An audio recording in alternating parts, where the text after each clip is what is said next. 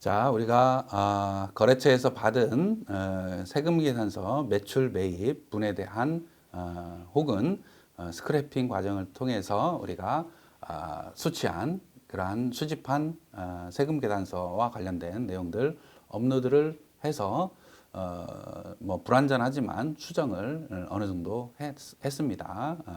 추가적으로 고려해야 되는 그러한 상황들을 한번 살펴보도록 하죠.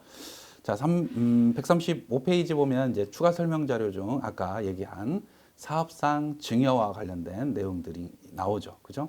매입한 상품을 거래처에다가 무상 증여했다. 이런 얘기고, 그거와 관련해서 간주 공급에 대한 수정, 보완, 입력을 해야 된다라는 얘기죠. 그죠? 144페이지에 사업상 증여에 대한 분계 부분이 나오게 됩니다. 그래서 그걸 참조로 할 수가 있겠네요. 우리가 6월 25일, 6월 25일 날 어떤 일이 벌어져요? 간주 공급이 발생하죠. 간주 공급은 과세 유형 중에서 건별로 입력하게 됩니다. 그래서 사업상 증여 뭐 이런 식으로 품목을 정하고 시가 원가가 200만 원짜리인데 시가는 300만 원이네요. 보통 실무적으로 이제 시가로 이제 뭐 그 선언을 하고는 있어요, 규정상으로. 근데 간주 공급이라는 건 이따가 설명을 좀 이론적으로 좀 설명을 드리겠지만, 공급 받으면서 매입세액 공제 받았던 그러한 매입세액을 토해내라라는 취지에서 간주 공급 규정이 들어와 있습니다. 그래서 여러분들이 이제 시가 판단하기가 쉽지 않으니까 거래징수 당한 매입세, 여기서 보면 원가죠. 우리가 200만 원짜리 구입을 한 거잖아요.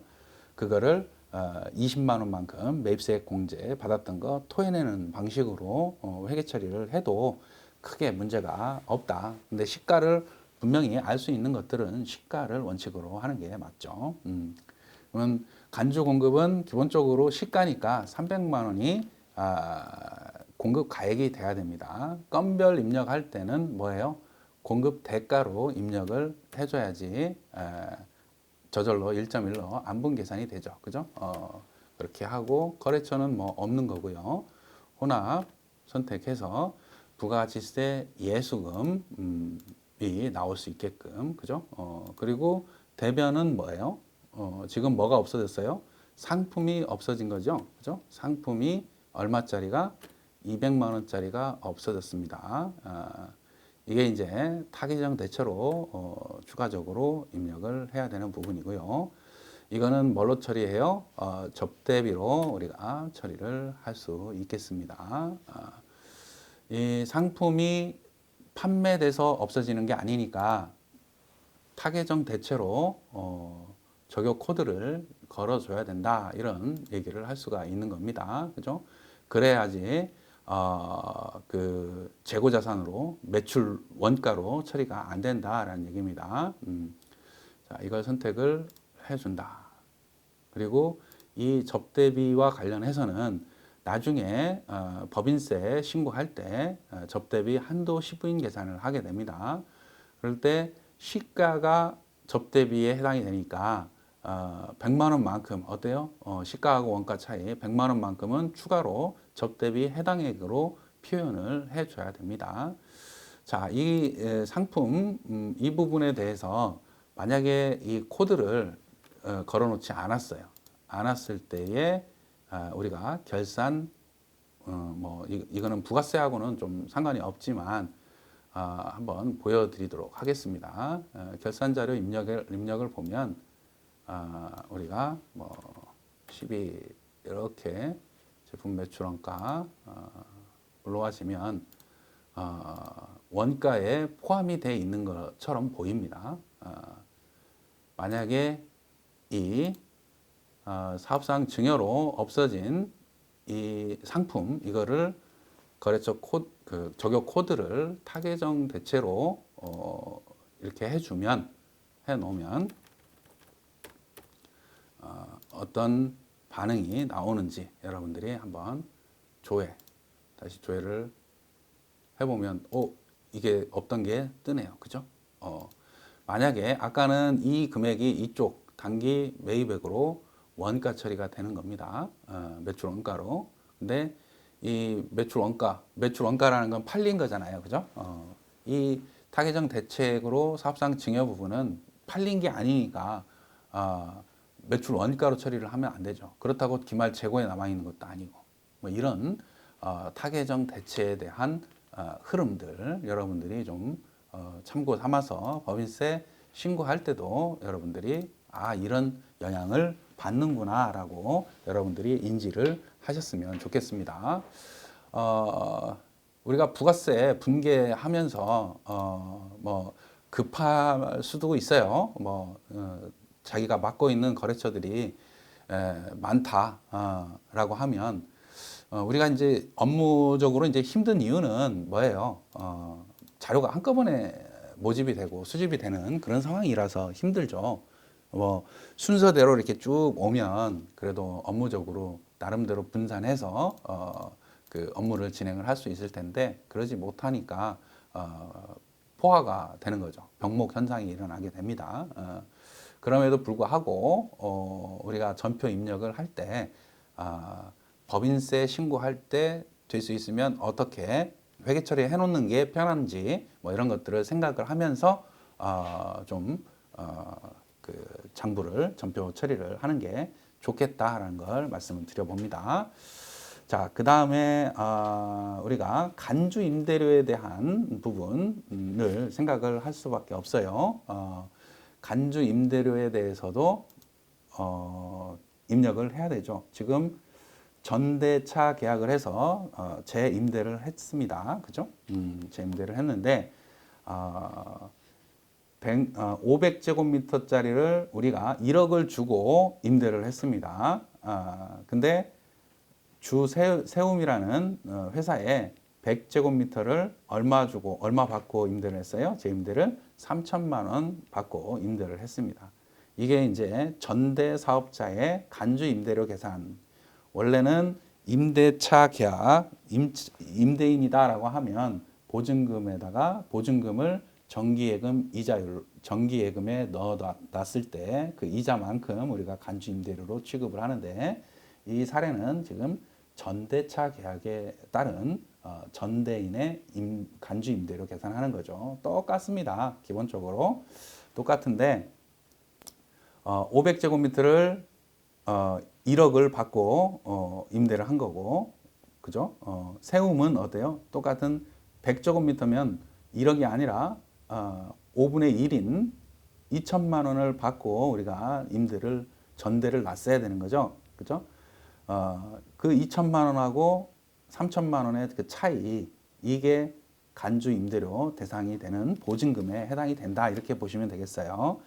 그 145페이지 간주 임대료에 대한 내용들이 나옵니다. 그죠? 거기에 보면은 간주 그 부동산 임대 등록, 임대 사업자 같은 경우에는 임대 등록을 활용을 하면 좀 편하긴 합니다. 여기에 보시면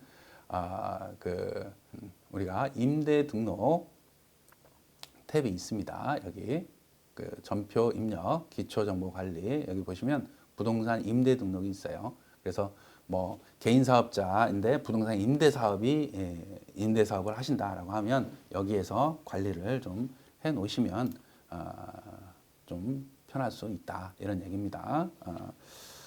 우선 한번 해볼까요? 거래처를 세움인가요? 세움으로 하고 동호수 이런 것들은 그 입력을 하시면 될 것 같고 면적은 100제곱미터를 우리가 임대를 놨고요.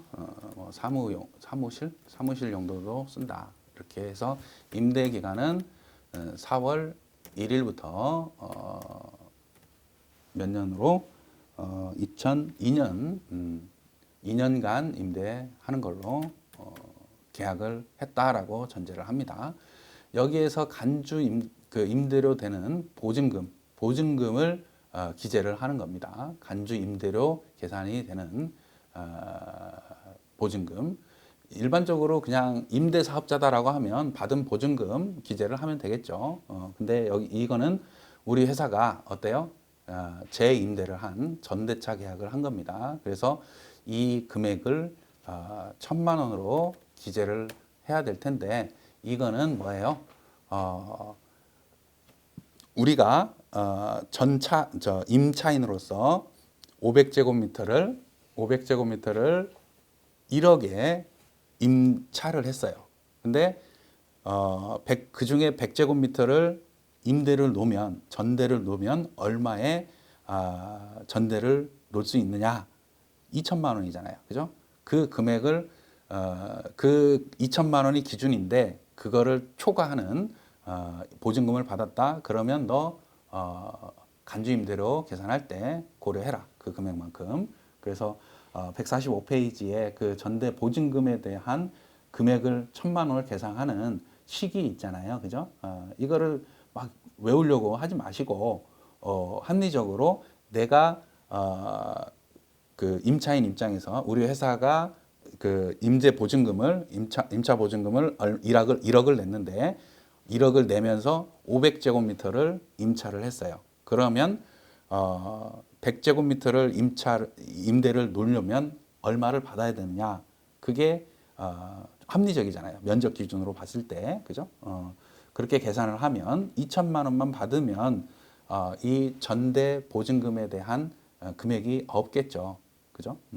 그런 식으로 여러분들이 간주 임대료 계산하는 것도 공식을 막 외우려고 하지 마시고 정기예금 이자 정기예금에 보증금을 받아서 정기예금에 집어넣으면 내가 이자 얼마 받지? 뭐 이런 개념으로 여러분들이 생각하시면 너무 막 머리를 안 쓰려고 해도 된다 이런 얘기를 할 수가 있겠습니다. 그래서 월세 받은 거는 지금 그 세금 계단서 매출 내역을 보면 300만 원입니다. 300만 원. 이건 세금 계산서 한 장으로 이제 그냥 끊어버렸는데 월세가 300만 원이니까 100만 원으로 가정을 해서 왜냐하면 이거를 임대공급가액 명세서에서 끌어와질 수 있단 말이에요. 여기 보면 뭐 비고란에다가 전대차 계약 뭐 이런 식으로 뭐 이렇게 참고 삼아서 보시면 될 것 같고 임차인들이 여러 명이다 그러면 여기서 이제 이렇게 관리를 하시면 좀 편하다라는 말씀을 드려봅니다. 그래서 이 저장을 해 놓으면 임대차 관련해서 부동산 임대공급가액 명세서 여기에서 끌어와 진다라는 얘기입니다. 새로 불러오시겠습니까? 하면 임차인 전차인이죠, 그죠? 세움의 정보들이 끌어와집니다. 그래서 해당 과세 기간에 보증금 1,000만 원 있고 월세가 300만 원으로 계산이 되고 간주 임대료가 29,917원이 계산이 된다. 이 간주 임대료에 대해서 우리가 그 부가세 부담을 하는 거죠. 그래서 이 부분에 대해서 회계 처리가 이루어져야 됩니다. 그죠? 자, 그래서 매출 예를 들어서 30일 날 30일 부가세 유형은 뭐예요? 간주 임대료 건별로 입력을 하게 됩니다. 간주 임대료 건별로 입력이 되니까 기본적으로 공급 대가로 그 입력을 해야 되겠죠. 그러면 29,917원이 공급 가액이 되는 거잖아요. 그죠? 공급 가액이니까 만약에 29,917원이다 이렇게 입력을 하면 이게 안분 계산이 됩니다. 그러면 좀 부정확하게 되는 거죠. 그래서 29917 수정을 하든지 아니면 공급 대가로 입력을 하든지 이렇게 수정을 해야 된다 이런 말씀을 드려봅니다. 그리고 혼합하면 부가세 예수금으로 이 부가세 간주 임대료에 대한 부가세가 계산이 될 거고요. 자, 그 다음에 이 부가세 분계는 어떻게 해야 되나요? 간주 임대료에 대해서 차변에 상품 매출한 게 아니잖아요. 그죠? 차변에 세금과 공가로 회계 처리하게 되죠. 그죠? 간주 임대료에 대한 부가지세 부분만큼 그죠? 이렇게 회계 처리를 하시면 된다. 그러면 매출과 관련된 거 추가 자료에 보시면 동그라미 1번, 동그라미 2번은 업로드하는 과정에서 챙겼고요. 135페이지에 동그라미 3번에 대손세액공제 이쪽이 남아 있네요. 그죠? 대손세액공제. 대손세액공제는 기본적으로 대손세액공제 신고서를 작성을 하게 됩니다. 지금 바로 작성을 해보도록 하죠. 우리 147페이지에 그 전에 146페이지 부가가치세 신고서를 한번 현재 상태로 한번 조회를 해보죠. 그러면 2분기 거 30일 조회를 해보면 우리가 여기에 뭐가 들어가 있어요? 29,000 얼마가 들어가 있죠. 이게 사업상 증여한 거하고 간주 임대료가 합쳐져 있는 그런 내용이다. 이렇게 얘기를 할 수 있겠네요. 자, 이렇게 해보고 그 다음에 대손세액공제 신고서에 어떻게 반영을 할지 한번 보도록 하죠. 자, 대손세액공제 신고서를 보면 대손세액공제는 확정 신고서에 확정 신고할 때 대손세액공제를만 받을 수가 있는 거죠. 예정 신고 때는 대손세액공제 받을 수가 없습니다. 당초 공급일이 언제예요? 2021, 09, 20 그죠? 대손 확정일은 부도 확인이 된 날, 그죠? 부도가 9월, 12월 20일 날 발생했네요, 그죠? 확인이 됐네요. 21, 12, 20. 그러면 대손 금액은 얼마예요? 이 여기서 말하는 대손 금액은 부가세가 포함되어 있는 그러한 금액입니다. 1,500만 원에 1.1로 계산한 거죠. 이렇게 되면 거래 징수 한걸로 치고 우리가 냈던 그죠? 150만 원에 대해서 매입세, 부가가치세, 대손세액 공제로 매출세액에서 차감하는 방식으로 우리가 그 정리를 할 수가 있다. 거래처는 제주죠, 제주. 대손 사유는 어때요? 부도 발생일로부터 6개월 이상 경과한 그러한 부도 어음이다. 이렇게 얘기를 할 수가 있습니다. 뭐 관련된 뭐 대표이사 김제주다 뭐 이렇게 생각을 기재를 하시면 되겠다. 이 내용이 부가세 신고서상에 또 반영이 돼야 되죠. 그죠? 대손세액공제는 어디에 반영이 돼요? 이 과세표준 및 매출세 계산하는 과정에서 이 대손세액 가감 이쪽에 불러와질 거라는 얘기예요. 다시 한번 조회를 눌러보면 이쪽으로 끌어와지네요. 그죠? 이러한 대손세액 가감한 대손세액 공제 부분은 어때요? 메인 매출 전표에서 입력하지 않고 그 일반 전표에서 우리가 조정을 한다 이렇게 보시면 되겠어요. 우리 대손이 발생을 하면 기본적으로 대손 충당금이 있으면 대손 충당금 먼저 상계하고 나머지 대손 상각비로 처리하고 뭐 이러는 거죠. 우리가 지금 1,500만 원에 대해서 대손 인정을 받는 거잖아요. 그죠? 그러면 법인세법상에 대손 처리를 하게 됩니다.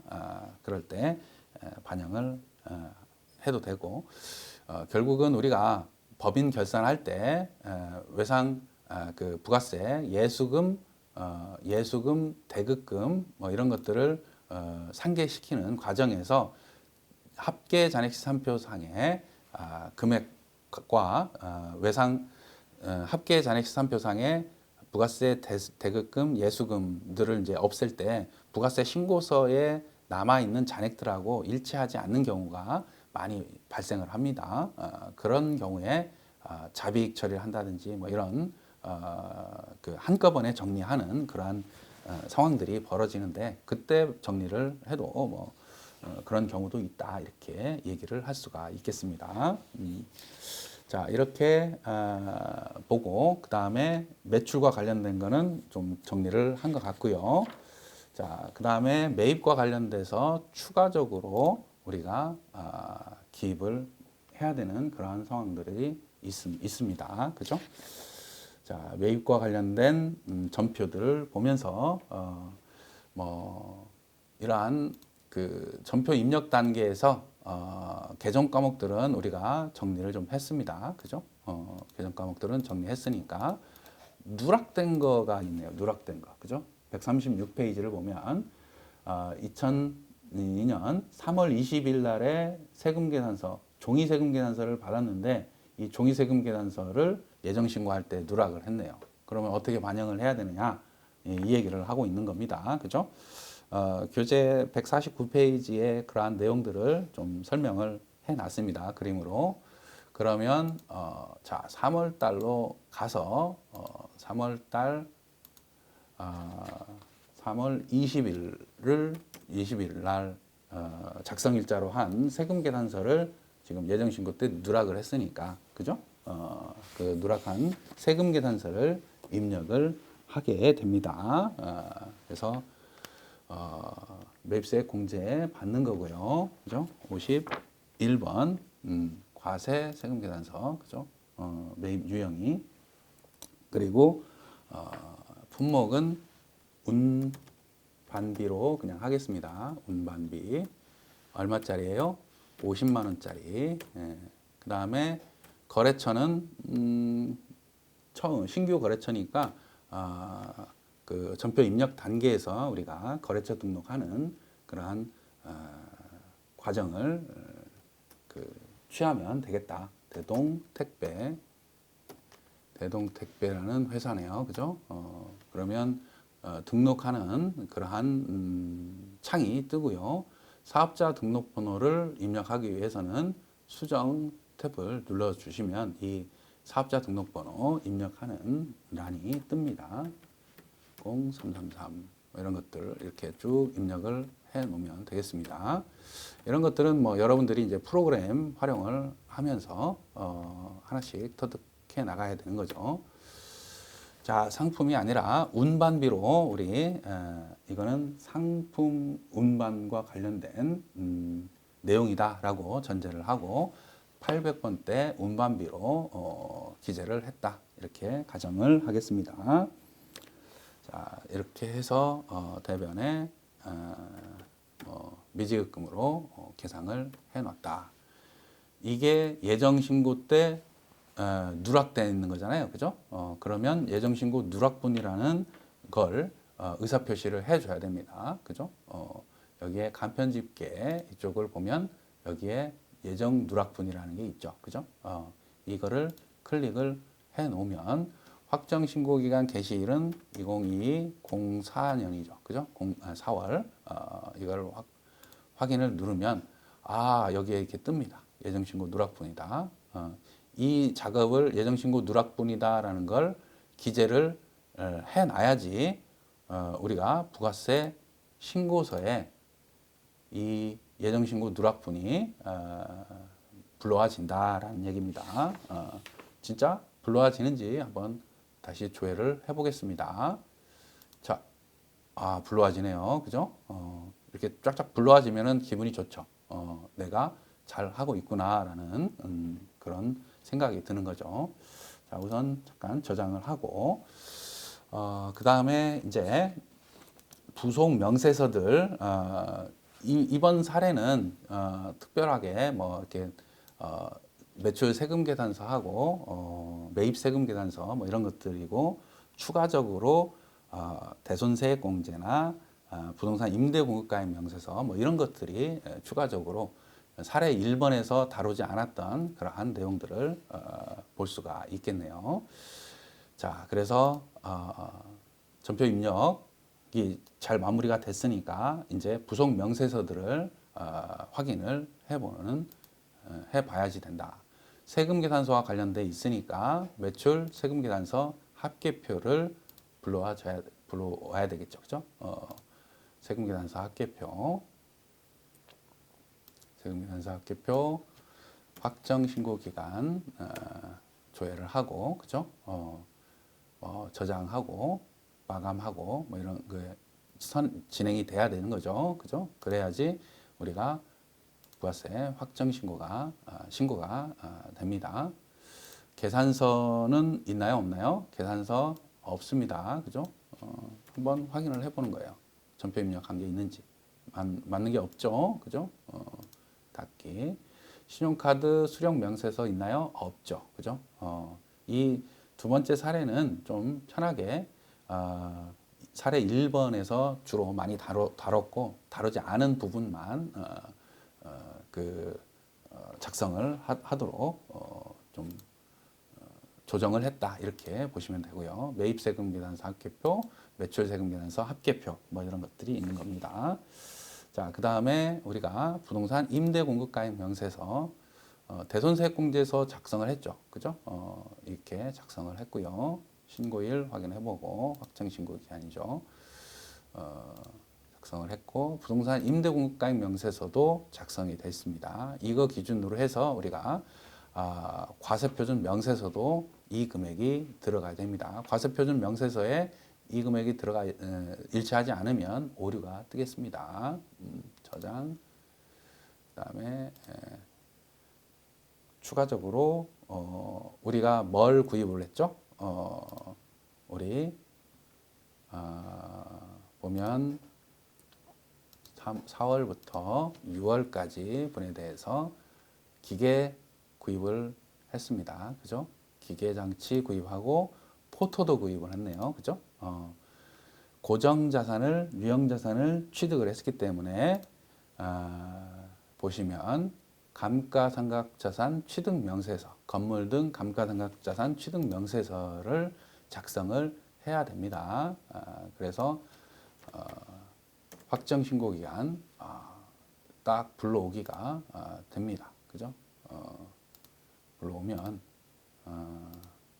우리가 잘 입력을 해 놓으면 이런 자료들이 부속 명세서에 자동으로 끌어와진다 이렇게 보면 되는 거고요. 이러한 감가상각 자산들을 부가세법에서 이제 사후관리하는 거는 뭐예요? 납부세액 재계산할 때 참조하는 그러한 내용들이다 이렇게 볼 수가 있겠습니다. 과세당국 입장에서는 이거를 참고하겠죠. 그죠? 저장 누르고 이렇게 되면은 기본적으로 부속 명세서들하고 다 조회가 됐다 이렇게 보시면 되겠어요. 그러면 이제 신고서를 이제 마감을 지어야 될 텐데 신고서를 마감 짓기 전에 우리가 과세표준 명세서를 작성을 하게 됩니다. 과세표준 명세서 작성을 하려고 딱 들어간 순간 굉장히 복잡하게 됐네요. 그죠? 보면은 과세표준 명세서에 끌어와지는 것들을 한번 보시면 이 300만 원은 뭘까요? 이 300만 원은 뭐고 이 300만 원은 사업상 증여에 대한 부분이 끌어와진 겁니다. 사업상 증여는 수익금액 제외가 되는 거고요. 이 29,000원, 603만 원 정도 되는 이 금액은 뭐예요? 이거는 우리 600만 원짜리 기계 매각한 거 있죠? 그 매각대금, 그 다음에 29,917원. 이거는 간주 임대료죠. 매각대금과 간주 임대료는 법인세 총수익 금액에 들어가는 겁니다. 들어가는 겁니다. 우리가 프로그램 상으로 그 대변 계정에 매출이 아닌 것들은 이렇게 대부분 끌어와집니다. 전산상으로. 이게 이제 과거에는 뭐 이게 좀 실익이 있었는데 지금은 좀 귀찮은 부분도 분명히 존재하지 않나 그런 생각이 좀 듭니다. 자, 어찌됐든 이거는 이 금액은 여기에 들어가야 되죠. 그죠? 이거는 이 300만 원은 뭐죠? 이 300만 원은 사업상 증여가 아니라 부동산 임대 수입이죠. 부동산 임대 수입. 그죠? 제가 사업상 중요로 말씀을 드린 것 같아요. 그죠? 자, 그러면 전체적으로 우리가 수정을 할 필요가 있겠다. 이 1억 9,500은 1억 9,500은 상품 매출이네요. 523, 191 이렇게 523, 191 아닌가요? 523, 131이네요. 523, 131로 계정 과목을 코드를 업종 코드를 바꾸면 되는 거고요. 그 다음에 전대업이다라고 하면 지금 153페이지를 좀 참고하시면 되겠습니다. 전대업이다라고 하면 주업종 코드가 701300이네요. 그러면 전대업에서 발생한 부동산 임대공급가액 명세서 부동산 임대공급가액 명세서 상의 금액을 조회를 하면 되겠죠. 그죠? 자, 부동산 임대공급가액 명세서 확정신고 때 저장된 거 불러오면 이 금액이 부동산 임대공급가액 명세서의 그 과표로 집계가 돼야지 된다 이런 얘기죠. 그러면 30, 29, 917 이 금액이 돼야 되는 거고요.